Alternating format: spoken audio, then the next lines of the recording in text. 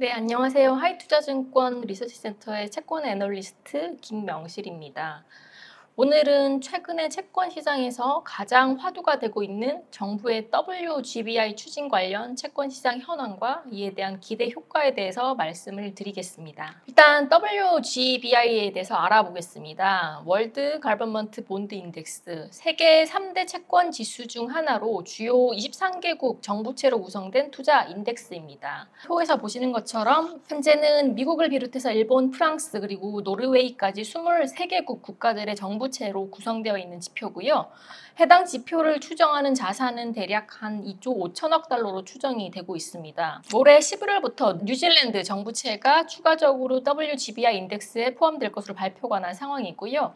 국내는 아직 미가입이 된 상태입니다. 그러면 왜 이제 지금 와서 WGBI 가입 여부가 이렇게 중요하냐라고 봤을 때는 그동안 정부는 몇 차례 WGBI 편입을 위해서 시도를 했었습니다. WGBI 편입에 대해서는 크게 세 가지 요건이 있고요. 첫 번째로는 시장 규모, 그리고 두 번째는 신용도, 마지막으로는 진입 장벽이라는 세 가지 요건이 있습니다. 국내 한국 채권 시장은 이미 시장 규모나 신용도 측면에서 모두 편입 요건을 상회하는 요건을 충족하면서 그동안 WGBI 가입을 위해서 다양한 노력들을 했었는데요. 최근에는 그동안 외국인 투자자 참여자들을 적극적으로 독려해야 하고 이를 정책적으로 공표되어야 하는 조항까지 충족이 된 상태입니다. 그동안은 레벨 1으로 일부 제한이 되었었는데 2022년 7월 정부의 소득세법 개정으로 외국인의 국채 투자에 대해서 면세 법안이 발표가 되면서 진입 장벽에 대한 편입 요건까지 현재는 충족이 된 상태라고 보시면 되실 것 같습니다. 이로 인해서 올해 9월 말 발표되는 FTSE WGBI의 워칭 리스트에 등재될 가능성이 굉장히 높아졌다라고 보고 있습니다. 면세를 했을 경우 어떤 베네핏이 있냐 살펴봤을 때 비과세 시행 시 현재 이제 국제 예탁 결제 기구를 통해서 국채 거래가 가능한 제도적 기반이 조성되면서 외국인의 투자 결제 및 관리 업무에 대한 편의성도 늘어나고요. 신규 투자자 접근성이 보다 한층 더 높아졌다라고 보고 있습니다. 앞서서 말씀드렸다시피 WGBI 편입에 대한 시장 규모 그리고 크레딧 마지막으로 진입 장벽 같은 세 가지 요건이 모두 충족되면서 현재 한국은 9월달 FTSE 반기 보고서에 워칭리스트에 등재될 가능성이 굉장히 높습니다. 만약 워칭리스트에 등재가 되고 3개월 연속으로 앞서 말씀드린 세 가지 조건 충족이 지속될 경우 돌아오는 분기 말 3월에 WGBI 편입 여부가 결정이 나고요. 실제 인덱스 편입은 6개월 뒤인 2023년 9월 정도에 실제 인덱스 편입이 진행될 것으로 보고 있습니다. 만약에 한국이 WGBI에 편입된다면 시장에서 가장 궁금한 건 한국이 몇 % 비중으로 이제 인덱스에 편입될 수 있냐. WGBI가 시장 가치에 의해서 구성 비중을 결정하기 때문에 한국의 비중은 대략 2.05% 정도로 추정이 되고 있습니다. 현재 아시아 국가들 중에서는 일본이 대략 한 16%, 그리고 중국이 0.97% 정도, 그리고 싱가포르이 0.34% 정도로 편입이 돼 있는 상태고요. WGBI를 추종하는 펀드가 앞서 말씀드렸다시피 2.5조 달러 정도이기 때문에 한국 채권 시장에 유입될 수 있는 규모로 환산해 본다면 연간으로 510억 달러, 원화로 환산할 경우 대략 71조 원의 자금이 국내 채권 시장으로 들어올 수 있다라고 기대를 하고 있습니다. 인덱스 편입이 실제로 시행되었을 때 국내 채권 시장에 나타날 수 있는 부분들이 뭔지에 대해서 국내보다 먼저 앞서서 글로벌 채권 지수에 편입됐던 중국의 사례들을 살펴봤습니다. 중국은 2019년도에 처음으로 블룸버그 바클레이즈 글로벌 애그리게이트 인덱스에 편입이 됐었고요. 그리고 이어서 JP모건 인덱스에도 2020년도에 편입이 됐습니다. 당시의 편입 비중은 블룸버그는 6%, 그리고 JP모건은 10% 정도였고요. 지수 편입 이전에 시장에서 예상했던 중국 채권 시장에 대한 외국인의 자금 유입 규모는 블룸버그 바클레이즈 지수가 대략 한 1,200억 달러, 그리고 JP모건 지수가 200억 달러로 추산이 됐었습니다. 다만 실제로 2019년 4월부터 2020년 10월까지 실제로 중국 채권 시장에 유입된 외국인 자금은 1,947억 달러였고요. 시장에서 예상한 규모 대비 1.4배나 많은 자금들이 들어왔다라고 보고 있습니다. 이런 부분들이 이제 중국 채권 시장에 굉장히 우호적인 수급으로 작용을 했었습니다. 아래 표도 이제 실제로 JP 지수 그리고 블룸버그 지수에 대한 편입 영향이고, 외국인의 잔고 증액이 이 시기에 굉장히 늘어났던 부분들이 실제로 관측이 됐었습니다. 중국뿐만 아니라 2007년 7월 말레이시아의 국채 편입, 그리고 2010년 10월 멕시코주 국채의 WGBI 편입 이슈 역시나 말레이시아 같은 경우는 편입 직전 6개월부터 편입 직후 6개월까지 대략 21억 달러 정도의 자금 유입이 실제로 발생을 했었고요. 외국인의 자금 비중도 그동안 한 자릿수대에서 이제 지수 편입 이후 두 자릿수대인 15%까지 늘어났던 흐름 나타나고 있고, 그리고 멕시코 국채 시장 역시 편입 전후 멕시코 정부 채권에 대한 외국인의 비중이 24% 정도에서 30%로 크게 늘어나는 모습이 공통적으로 관측이 됐습니다.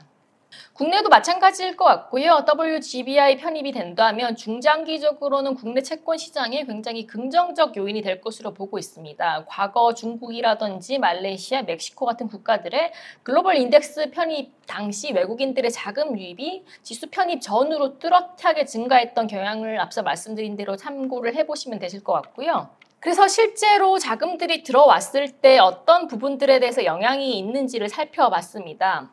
현재 2022년 중 외국인의 월 평균 국고채 순매수액은 3.4조 정도 됩니다. 최근 들어서 이제 한미 금리 차가 역전이 되다 보니까 기존 규모 대비해서는 다소 소폭 줄어드는 모습들이 났고요. 앞서 말씀드렸다시피 WGBI 편입 시 1년간 국내로 들어올 수 있는 외국인들의 자금이 71조 정도로 추정이 된다고 말씀드렸습니다. 그렇다면 월간 국고채 시장으로 들어올 수 있는 추가 유입 자금은 대략 6조 원 정도 될 수 있을 것 같고요. 특히나 현재 외국인들의 국고채 보유 듀레이션을 살펴보면 2020년 9월 기준 국고채 만기별 외국인 보유 비중입니다. 뚜렷하게 외국인들의 선호 채권은 10년 이하의 중장기물, 그리고 20년 초과의 초장기물에 몰려있고, 실제로 10년에서 20년까지 국고채는 상당히 부족한 모습 나타나고 있습니다. 평균 보유 듀레이션은 한 7.07년 정도 되고요. 현재 국고채 발행 잔액 기준 듀레이션이 17년, 7년입니다. 외국인들의 장기채 국고채 투자 확대가 정확히 필요한 시점인데, 이미 이제 10년에서 20년 차이의 비중이 굉장히 낮기 때문에 만약에 WGBI에 편입이 된다면 이 인덱스 자체의 듀레이션은 9.63년 정도입니다. 결국에는 현재 7.07년에서 외국인들의 원화채, 특히나 장기채 매수 확대로 평균적인 듀레이션은 9.63년까지 장기적으로 늘어날 수 있다고 저희도 보고 있는 상황이고요. 마지막으로는 이제 WGBI 관련해서 이제 국고채 금리의 하락 정도, 그리고 실제로 채권 발행 시장의 영향에 대해서 살펴봤습니다. 조세연구원에 따르면 국고채 10년물과 20년물 발행을 했을 때 1조 원 발행당 금리를 각각 1bp에서 2bp 정도 상승시키는 것으로 추정을 하고 있습니다. 이 결과를 활용해서 WGBI로 인해서 외국인 투자자들의 국채 추가 매수 여력을 국고채 발행량으로 대체해서 국고채 발행금리를 하락시키는 효과를 분석했습니다. 국고채 발행금리 하락이 만약에 유도된다면 이를 통해서 국고채 이자 비용을 절감하는 정부의 그런 효과들도 같이 기대해 볼 수 있을 것 같고요. 연간 이자 비용 절감 효과는 WGBI 자금 70조 원 정도 유입이 된다고 가정을 하면 연간으로 1.2조에서 1.28 정도의 감소 효과가 있을 것으로 추정이 되고 있습니다. 차트에서도 나와 있고요.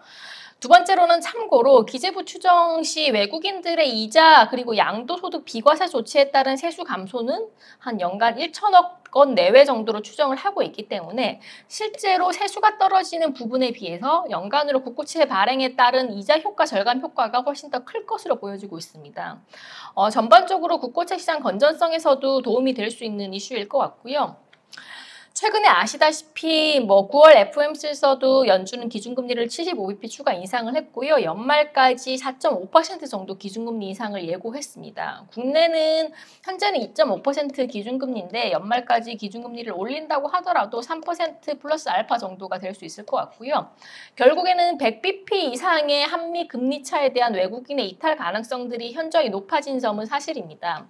환율에서도 그렇고 수합 레이트, 마지막으로 국고채 금리까지 현재 외국인들의 투자 유입 모멘텀은 이전 대비 상황이 그렇게 좋지는 못합니다. 다만 이제 최근에 말씀드렸다시피 정부의 WGBI 추진 관련 채권 시장의 기대 효과 부분들을 보면 이런 부분들이 최근에 외국인 투자자들의 악조건 부분들을 일정 부분 경감시켜 줄 수 있을 것으로 보여지고 있고요. 마지막으로 차트 하나를 봐주시면 S&P 기준 A 플러스 이상 국가들의 CDS 5년 프리미엄과 국고채 10년 금리 간의 상관성을 같이 나타낸 차트입니다.